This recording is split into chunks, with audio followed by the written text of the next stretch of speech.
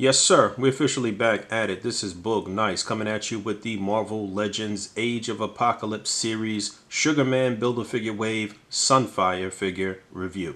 Let's do it. This ain't for no scalper. You a scalper? Then fuck out shit. This one's for them real collectors. That's army building and posing figures. Marvel Legends, imports, mini Mayfield fucking with them.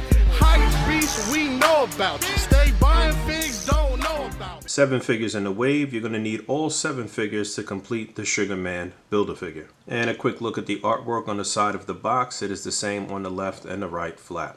Alright, here we go. Shiro Yoshida, aka Sunfire. His bio on the back of the package reads, "Scorching ionized plasma allows Sunfire to fly, protect himself, and blast his enemies." So Sunfire is a mutant from Japan. He has the ability to generate like superheated plasma. He can also shoot plasma blasts. Obviously he can fly. He has the ability to see in infrared. He has an immunity to radiation. He's a pretty powerful mutant. I think he might actually be teetering on being like an Omega level mutant if I'm not mistaken. But he's had some close ties to the X-Men. He's run around with the X-Men for a while. We did get a Sunfire figure previously, a couple actually from Hasbro. We do have him in his classic look, which is the look he would be sporting with the sort of like late 80s X-Men team. And then at one point, Hasbro did actually give us a version of the AOA Sunfire as a Toy Fair exclusive, like a fan choice Toy Fair exclusive, which is actually very similar to this figure in look. I think Hasbro improved on that design here. It's not much new aside from, I guess, the head sculpt. It looks like they used some of the parts from Human Torch. And they used a buck that is very, very good. So overall, I think the figure actually is really good. I think it's probably one of the best out of this wave. Sunfire is packed in with 3 and 4 of 4 arms needed to complete the Sugarman Build-A-Figure. And some more notable history and affiliations. He's also been affiliated with Pacific Overlords, the 12, which is a grouping of mutants that Apocalypse was using during one story where he was trying to take over in the main Marvel Universe. I talked about this in the previous review, actually. He's been a member of Big Hero 6, the Marauders. He's also been one of Apocalypse's Horsemen, Famine, and in the main 616 universe and the main Marvel universe. Now, in the AOA universe, he was against Apocalypse. He actually helped out Magneto's team of X-Men and trying to defeat Apocalypse, although he was not really successful. And he had at one point returned to Japan to help out his cousin, who was the Silver Samurai in the AOA storyline. So he ended up getting badly injured in a battle against Apocalypse's son, Holocaust or Nemesis, and the X-Men had to kind of come to his aid to nurse him back to health at that point.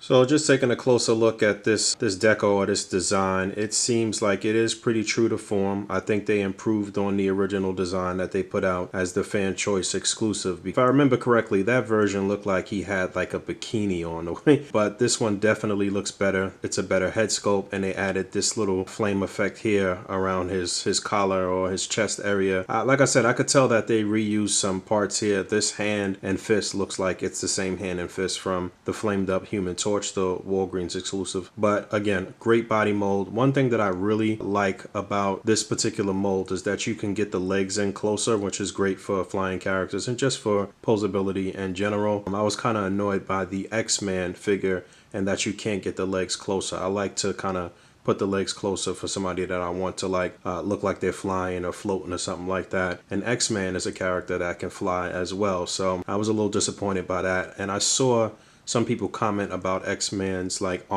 forearm ratio, like his bicep forearm ratio, which is a little odd, but I think it's because of the extra sculpting for the jacket. But back to Sunfire, you can see a little bit of paint bleed or some paint imperfections here. It looked like some of the black paint got on this area, which you can definitely get some great light piping through the sky. I'm excited to set up some displays. Again, I do think this is probably one of the better figures out of the wave. I really do like what they did here with, I guess, yellow or reddish orange that you have here. It does look very good. And one more thing to note, this was Sunfire's design for the AOA universe, but at one point in the Marvel universe, he had this regular design. I think this buck was originally introduced on the Spider-Man 2099 figure. So again, it is a very good, well articulated buck. Head is on a ball joint. You can get him to look down pretty far.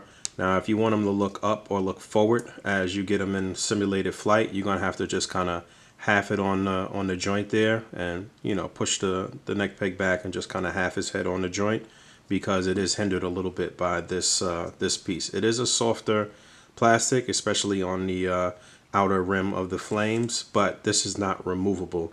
In the past, we have had some figures where any little extra apparatus on the collar or the back could be removed, similar to Iceman, the Juggernaut Build-A-Figure Wave Iceman. But shoulders on the ball joint, they're going to come up pretty far. You can do a full 360. There is a butterfly joint there as well, which is great. There is an upper bicep swivel. There is a double jointed elbow. You do get a swivel and a hinge on the wrist, on the fist, and on the open hand.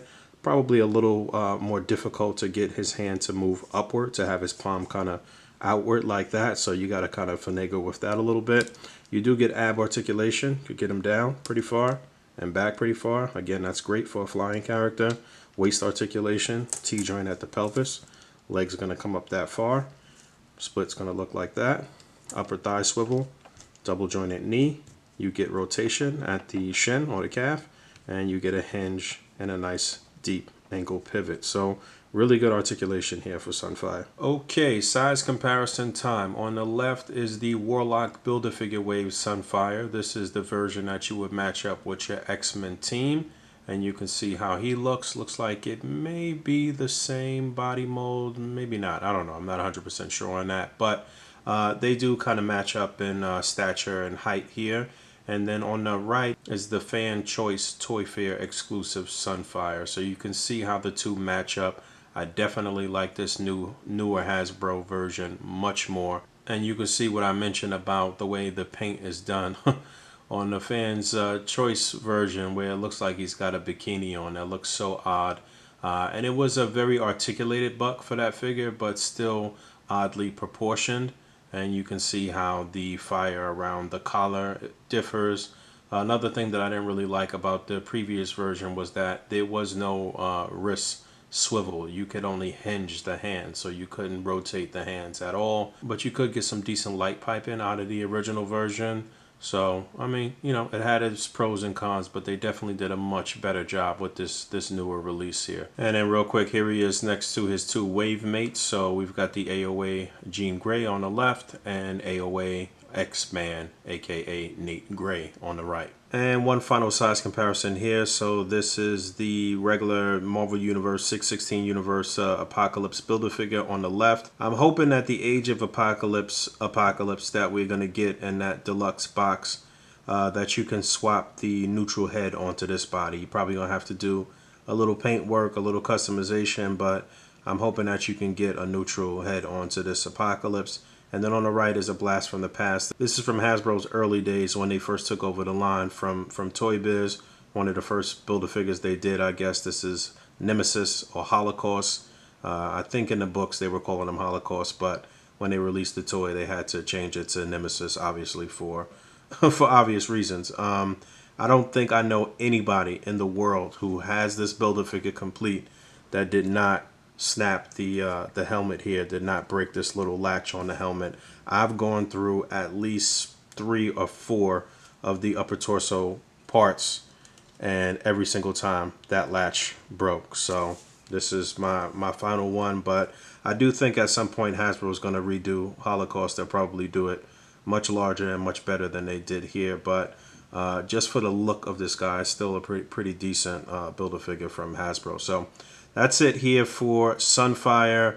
Up next will be Wild Child. That'll be number 4. And then, like I said, I'm going to take a break in between there and do the classic gray suit Black Widow. So this is probably maybe in my top 3 figures from this wave, I think. I don't know. I haven't even opened the other ones yet, but I do recommend this guy. You're going to have to pick him up if you want to complete the Build-A-Figure. And that's it. Thanks for hanging out. As always, rate, comment, and subscribe. And until next time. Peace.